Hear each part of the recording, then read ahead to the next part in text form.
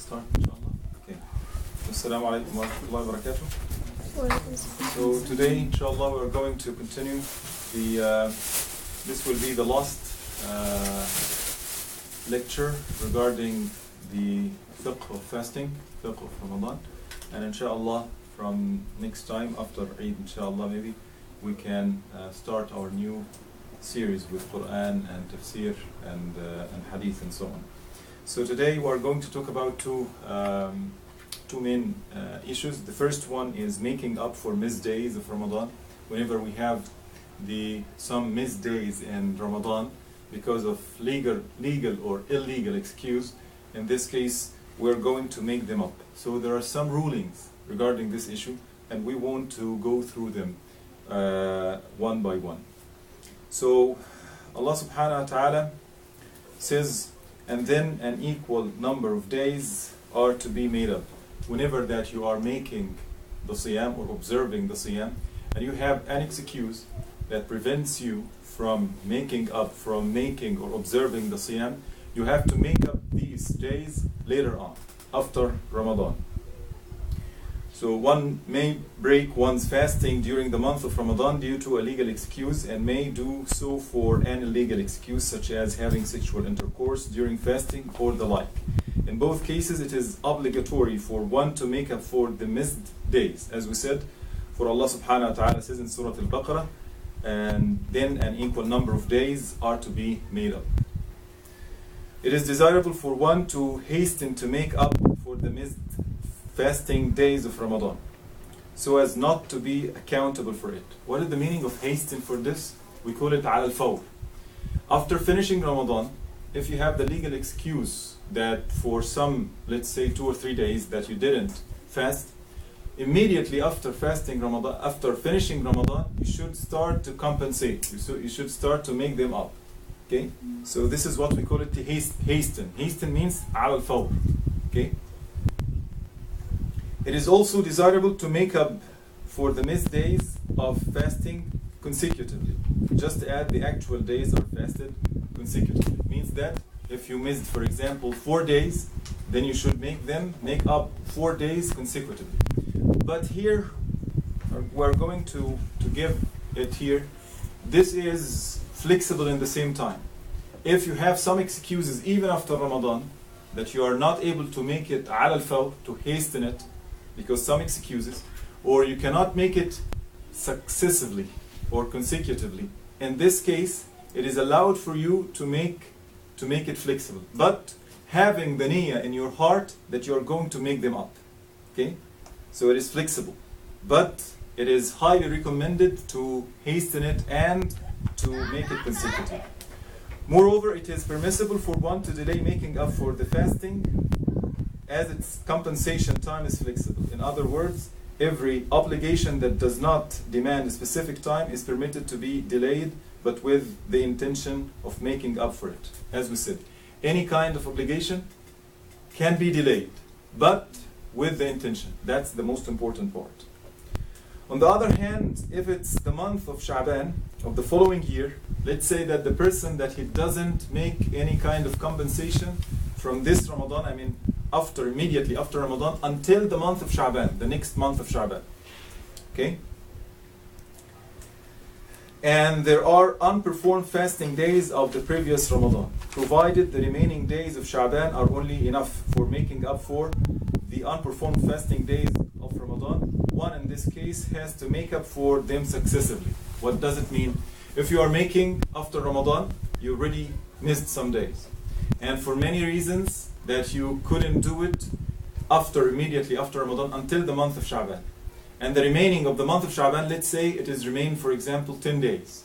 And you didn't, or you missed 10 days from the previous Ramadan. In this case, it is an obligation on you to make it, as we said, consecutively, and to observe fasting during Sha'ban, all the days remaining for Sha'ban. It is an obligation in this case. Okay?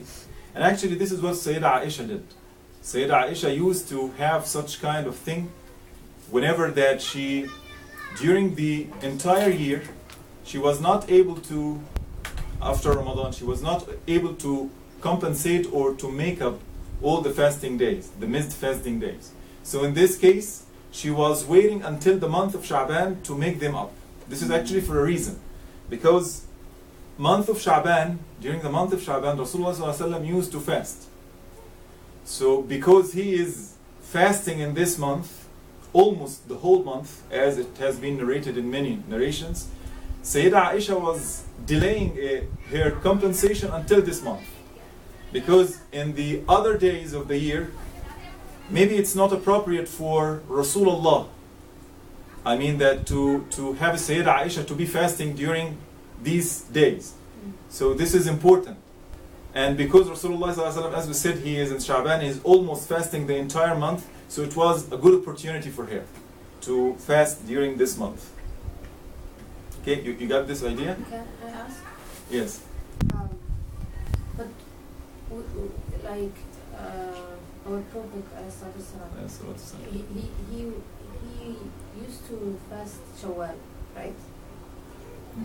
Shawwal, you mean after Ramadan? Yes. Yes, the 6 days, yes. So what if, like, for us, like, we are supposed, like, they always tell us it's preferable that you do your, like, yes, Siyam, and missed then days. you do like The 6 days. of Shawwal. Yes. This is in the questions and answers. This is something important also. And the ulama, they have different opinions regarding this issue. That if you are able to make the missed days and to make the 6 days of Shawwal in the same time, so it is okay for you. If not, if you cannot control this, some ulama, they said that observe the fasting of the 6 days first, because it is limited with the month of Shawwal. However, the missed days of Ramadan, which is flexible to you to compensate or to make them up during the entire 11-month hit. So in this case, they said you can follow this way. Other ulama, they said that no, this is an obligation upon you if you have the will and the capacity to fast after the month of Ramadan to compensate what you have missed before, then you should observe the obligatory ones, because they are considered to be on your shoulder. I mean, you're going to be held accountable for this, not like the 6 days of Shawwal. So there are some, we can say, some argumentation between the ulama regarding this, but it's dependent upon you. If you can observe both, so it will be the best. I also heard about that if we make up the missed days, the of missed Ramadan. days during the Shawwal, we also get the rewards from that. Yeah. As we said, if it's okay, if you can do it during the month of Shawwal, it is okay, because as we said, we should hasten it, or al fawr. But she is asking about that the 6 days of Shawwal. 6 days. So whether that it's better for her to observe the missed days or to observe the new 6 days of Shawwal.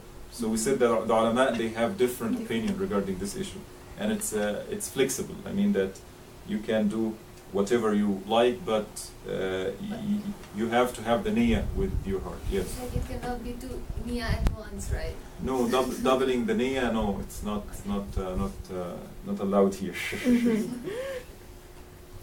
This signifies that the time of making up for the unperformed fasting days of Ramadan is extensive until the remaining days of Sha'ban. We're talking here about if you do not have any chance except the last 10 days of Sha'ban, for example, and you have 10 days missed already. In this case, it's an obligation upon you to make it during the month of Sha'ban. Else, you're going to make something else. I mean that if you're going to postpone it after the new month of Ramadan, then you have to make something else. I'm going to explain it now. If one delays making up for the missed fasting days of Ramadan until the following Ramadan begins, one is to observe fasting of the present Ramadan and to make up for the missed days afterwards. Okay, this is the case that I'm talking now. That you have missed days from Ramadan, and the whole 11 month you didn't do anything, and then Ramadan, the new Ramadan came on you, and still you have missed from the previous one.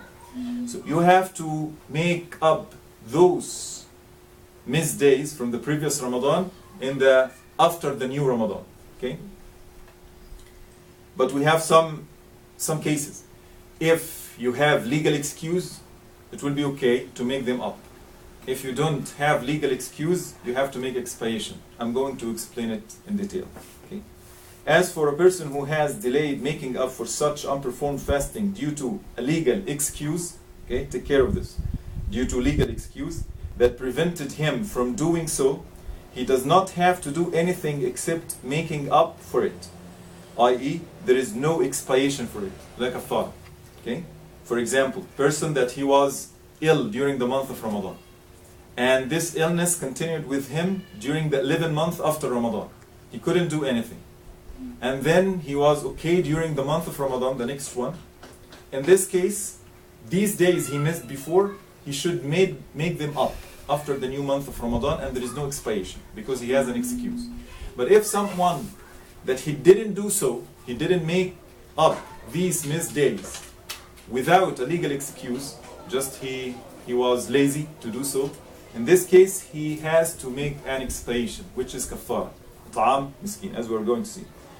Yet, if a person has delayed making up for fasting for no legal excuse, he is to make up for the missed days in addition to the feeding of a poor person for each day he had missed, with a quantity of half of a sa' of food in expiation for each day. So if you don't have the excuse, legal excuse, you should make up them after the new month of Ramadan, the next one, and you have to make expiation, which is feeding one poor person per each day that you have missed. Okay? And how much we should give, which is a sa', half of a sa'. Do you know what is the sa'? Anyone knows? Sa'? Yeah, it's like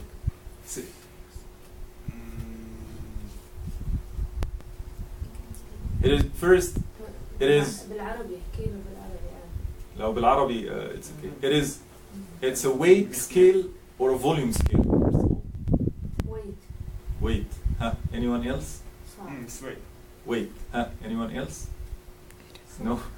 Okay. So a sa', according to Rasulullah sallallahu alaihi wasallam, sa' it is arba'u amdad, means that al-mud means that like having your two hands like this and putting whatever the type of food in it. Okay, so this is 1, 2, 3, 4. 4 of them means one sa'. Okay, so sa' actually it is a volume scale. In essence, it is a volume scale. But because everything now it is based on a weight scale, so the ulama they try to put the kind of similar criterion for this volume scale. According to the ulama of the Supreme Committee in Saudi Arabia, for example, they said that it is almost one sa' means that almost like 3 kilograms. 3 kilograms. Okay, so half sa' here means that it is almost like 1.5 kilogram from the food that usually the people are taking. Okay.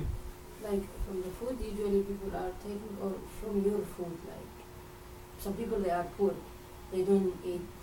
Okay, so this is the common one, which is already for you. You mean that you are so poor? Yeah, but مما تطعمون. Yes, فقراءكم means that the people, the fuqara, you mean that the poor people.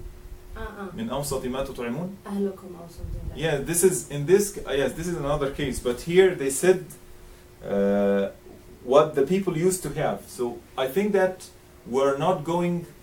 What? For example, the meal that we're having here in iftar. This is the one. Okay, I mean this is the average one. Okay. We're not going to have to go for a special meal in some special restaurant and say this is the meal. Okay, but here they said, according to what here, with a quantity of half of sa', okay, of food in expiation for each day. This is, as you said, this is the food, the type of the food, whatever that you, even that it's, if it's available for you to make it, I mean that it's okay. I mean that whatever that you are able to do. Okay. So the compensation is like we have to give that much amount of food every day for every day lost. Yeah, that's right. And remember, this is for the poor person. So I mean that it is the lowest thing that you could imagine. Like I mean, If you are poor, then it is the poor here, because feeding of a poor person. They said the poor, it's the minimum. But like if he's rich, like he can give. Oh yeah, it's okay. Inshallah, this is for him. It's okay. I mean that if for example he is very rich and he give more, yes, it will inshallah will be an expiation and sadaqah. The additional one will be sadaqah. So it's okay. Ustaz, Yes. there is a question. If I was feeling very weak because I couldn't eat enough due to business, can we take it as legal excuse? Yes, if the person here, we're going to talk about this issue, that in case of illness, you have two cases. Illness that you can observe fasting with, or illness that you cannot observe fasting with. Okay? So the one that you are able to observe fasting with this kind of illness by consultation of a doctor, for example, then in this case, you should make up the days and make the expiation. But if the illness, the type of illness that it is, for example, if someone he has a flu, okay, it's very light flu. This is a kind of illness, okay. But is it considered to be a cause for you or a reason for you for not observing fasting or not? So if it will not make anything difficult on you, so it's okay. But if you have a severe fever that really you want to eat or drink some medicine or something like this, and you cannot stay for 15 hours without eating based on the consultation of a doctor. In this case, yes, you have to. This is, we call it sunnah, means that it's a prophetic tradition. If you have a hardship in observing fasting because of your illness or travel, it's sunnah on you not to observe fasting. So you should break up your fast in this case. This is sunnah of Rasulullah sallallahu alaihi wasallam. In this, فَمَنْ كَانَ مِنْكُمْ مَرِيضًا أَوْ عَلَى سَفَرٍ فَعِدَّةٌ مِنْ أَيَّامٍ أُخَرٍ. Okay? So that who is on a travel or he is an sick person, then he can count up in another days. Okay? Ustaz, there is question again. Yeah. Is it legal issues same like permissible issues, like